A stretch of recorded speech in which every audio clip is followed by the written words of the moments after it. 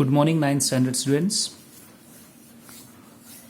I welcome you all in Maths 2 class. Today we are going to start with chapter 2, parallel lines. Students, as you know, we have done different properties on parallel lines in 8th standard also. So let's recall first thing, what is definition of parallel line? Okay. So we have studied this definition in previous class also. Lines which do not intersect in a plane are called as parallel lines. Okay. So you can see here what is written. Non-intersecting coplanar lines are parallel lines. Non-intersecting means they will not intersect each other. Coplanar means they should be in same plane. A plane is a flat surface. It could be a paper, a blackboard, anything which is a flat surface is called as a plane. So if lines are in the same plane, then you call it as coplanar. Okay. So if non-intersecting lines are in the same plane, that is coplanar, then they are called as parallel lines. And how to denote it? Line L is parallel to line M. These vertical lines, two vertical lines represent the sign of parallel line. So I'll read it like this. Line L is parallel to line M. Okay. So you can see here line L and M are parallel lines. Examples are the opposite sides of the pages, opposite sides of blackboard, or you might have seen the railway track. Okay. There are two lines in a railway track, and they do not intersect each other no matter whatever distance you take. Okay. So if I extend it infinitely, then also they are not going to intersect. So such lines are called as parallel lines. Okay. Now let's recall some more properties what we have done in the previous year. First one is transversal. A line intersecting two other coplanar lines in two distinct points. Distinct means different, they are not same point. Two distinct points is called a transversal of the two lines. Okay, so you can see here there are two lines. We have taken example of parallel lines only, but it could be any line. So any two line which are intersected by another line at two distinct points. You can see that two different points are there, A and B. Okay, so this picture is clearly defining the given statement. So there are two lines L and M, and they both are intersected by line P. So you can call line P as transversal of line L and M, because this line is intersecting both at two distinct points, A and B. Okay, so line P intersects line L and line M at two distinct points A and B. Therefore, line P is transversal of line L and line M. Is it clear? So we will remember this point, that any line which is intersecting two different lines at two distinct points, then only you will call it as transversal. If I have two lines, is it clear?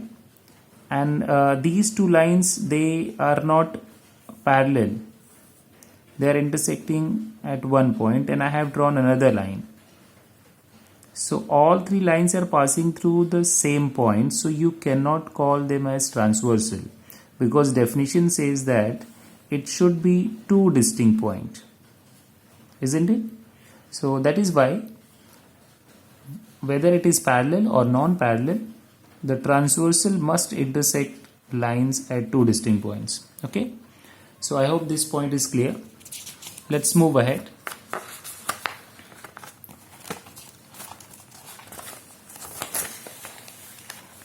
Next topic is intercept. A segment cut off by a transversal on two distinct lines is called an intercept. Okay. So you can see in this figure, these 2 points are the distinct points. Okay, so they will create a segment. Okay, so in previous figure these 2 points were named as A and B. So segment AB is the intercept made by the transversal P on the line L and M. So in figure is actually with the reference of the previous figure. So I'll turn the page again and you can see segment AB is actually intercept. Okay, so 2 important points we have discussed here. Line which is a transversal, it is intersecting at 2 distinct points, and this segment which is intersect by transversal and 2 lines. Lines may be parallel or may not be parallel. So this part has to be called as intercept. Okay. Now move ahead. Now very important part, angles formed by the transversal. Now let's see how many angles are there. If a transversal intersects 2 different lines, so you can see that there are total 8 angles, isn't it? And I have named these angles as A, B, C, D, E, F, G, H. There are 3 angles. Okay, 8 angles, sorry. Now in all 8 angles are formed by a transversal and 2 lines. Okay, so we can say that in all there are 8 angles when there is only 1 transversal. Remember, so with 1 transversal and 2 intersecting lines with the transversal, we will get 8 angles. Okay. Now out of the 8 angles, you can classify these 8 angles into different groups. The first one is pair of corresponding angle. There are 4 pairs of corresponding angle. Angle A, angle E. This is one pair, A and E. A very simple thing to identify is they form a shape of L. Okay, with different directions. So it could form like this, it could form in this direction also, or downwards. Okay, so in different directions the angles formed in shape of L, that is called as corresponding angle. So here you can see this is L from this angle, this is also L, so B and F, similarly G and C. So likewise you will find 4 pairs, A and E, B and F, C and G, and D and H. There are 4 pairs of corresponding angles, isn't it? Now let's move to the next pair. Pair of alternate interior angles. Alternate interior angles. Now look at the same figure. I'll turn back the page. So we have taken the reference of the same picture. Alternate interior. Alternate means which is on the either side of the transversal. So here angle C and E, they are called as alternate. Interior means it is inside the 2 lines. It is not outside. So you call it as interior. So C and E, B and H. So these 2 are called as interior alternate angles, as you can see here. Okay. Next is pair of alternate exterior angle. Exterior means which is outside the 2 lines. So again you will see the alternate side, but it should be exterior. So in the exterior you have 2 angles, A and D, G and F. So if I look at this line, isn't it? So D and F are on the either side. They are not on the same side. So angle D and F are exterior alternate angle. Angle G and A are also exterior alternate angle. Is it clear?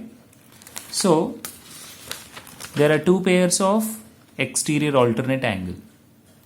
Now next is pair of interior angles. Angle C and H, angle B and angle E. You can see here. Interior angles which are on the same side of the transversal, they are called as interior angles. Okay. So we call it as only interior. Whereas in case of alternate, you call it as interior alternate angles, right? So when I say only interior means I am talking about the angles which are on the same side. So it could be C and H, or on the either side it is B and E. So again there are two pairs of interior angles. Okay.